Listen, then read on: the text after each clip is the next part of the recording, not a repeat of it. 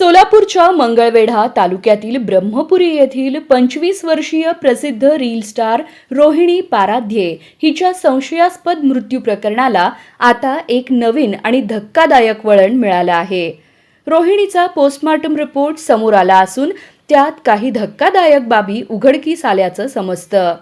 प्राथमिक माहितीनुसार रोहिणीचा मृत्यू गळफास घेतल्यानेच झाल्याचं निष्पन्न झालं असलं तरी तिच्या मृत्यूच्या आधीच्या परिस्थितीबाबत अनेक गंभीर संशय निर्माण झाले आहेत.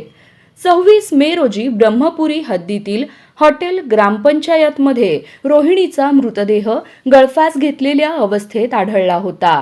नेहमी हसत खेळत राहणाऱ्या रोहिणीच्या अकस्मात जाण्याने तिच्या लाखो फॉलोअर्सना मोठा धक्का बसला आहे.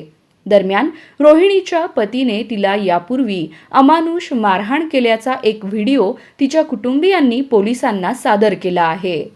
आम्ही 4 दिवसांपासून पोलीस स्टेशनचे उंबरठे झिजवत आहोत, मात्र पोलीस पतीवर गुन्हा दाखल करण्यास नकार देत उलट आमच्याकडेच पुरावे मागत आहेत, असा आरोप मृत रोहिणीचे मामा दिनकर मोरे यांनी केला आहे.